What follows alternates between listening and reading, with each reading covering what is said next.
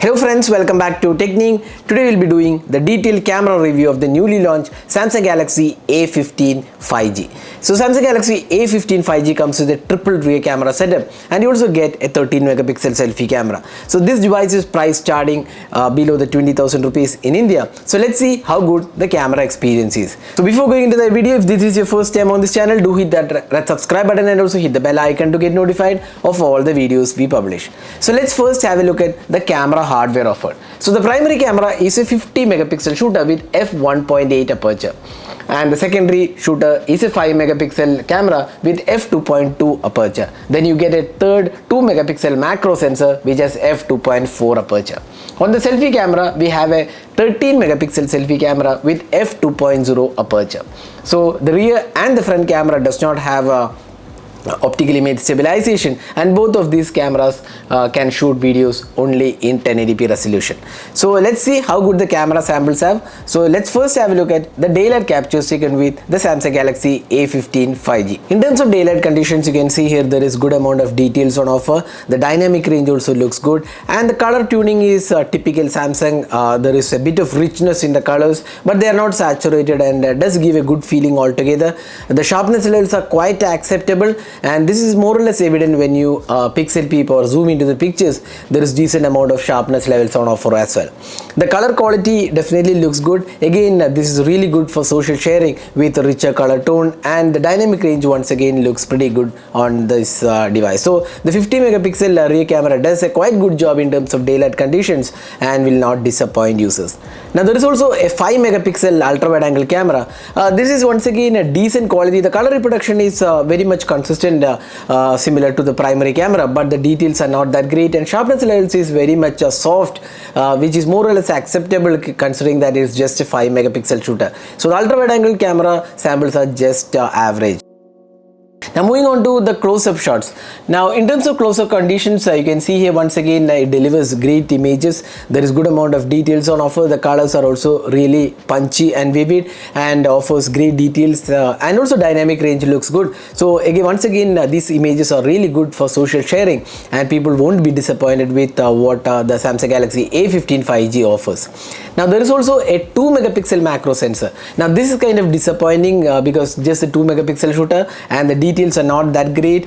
Now the colors are kind of okay. You can see here very soft images in terms of macro capability. So this is just average performance. Now moving on to the portraits. Once again, Samsung Galaxy A15 5G does a quite good job in terms of portraits. The skin tones are done well. The colors are once again rich and good details on offer. The dynamic range looks good, and once again the background blur and the edge detection also looks quite okay for the most part. So portraits definitely looks good on this device. So what do you guys think about the portraits? Do let us know your thoughts in the comment section. So overall we feel the 50 megapixel camera does well in portraits.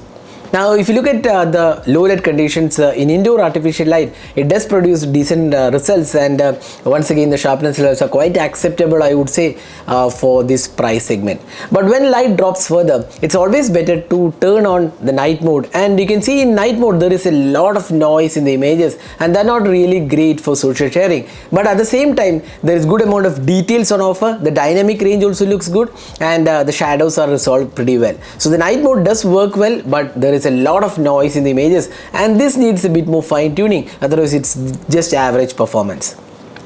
Now in terms of video recording, the phone can record videos only in one format, that's 1080p at 30 fps with stabilization offer. So make sure you enable the stabilization from the settings, because it's electronic image stabilization, and the stabilization works pretty well, and the overall video quality also looks good. The colors are done pretty well, the dynamic range is good, the sharpness levels are adequate. So overall we would say there is quite good amount of details on offer, but lack of 4K might be a deal breaker for many.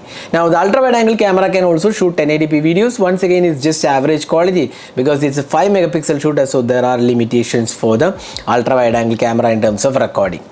Now there is also slow motion support, 120 fps at HD quality, and it looks quite decent overall in terms of slow motion. Now moving on to the selfie camera, the 13 megapixel selfie camera does a quite good job. I would say you can see that the skin tones are done well, the colors are rendered pretty well, and also the dynamic range looks really well in the selfie camera. Once again, selfies are more of a personal choice. So what do you guys think about the camera? The portrait selfies edge detection was not that great. There were a lot of missed edges, but overall I would say selfie camera wouldn't disappoint users. So this is the front facing camera sample taken with the Samsung Galaxy A15 5G. It can record videos in 1080p resolution, so you can judge yourself how good the quality of the video is, the stabilization and the audio output. So that is the camera review of the Samsung Galaxy A15 5G. So summing up, the daylight conditions, the 50 megapixel camera does a good job with daylight captures, portraits, close-up, everything looks good, and even the selfies also turned out to be pretty well. There is no 4K recording for the selfie rear camera and also the selfie camera. That's kind of disappointing, but apart from that, the portraits did work pretty well. The ultra-wide angle camera and low light conditions, the imaging quality was kind of strictly average. The sharpness levels are acceptable, and more or less this camera does a quite good job with the daylight conditions and also the primary camera. So that was our experience with the camera on the Samsung Galaxy A15 5G. Overall, I would say it won't disappoint users unless you are really particular about the camera experience, but low light experience was kind of average, I would say. But otherwise, the Samsung Galaxy A15 5G won't disappoint most of the users in terms of camera abilities.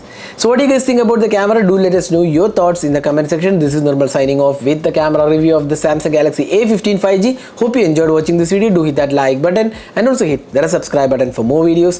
Thanks for watching. Have a great day.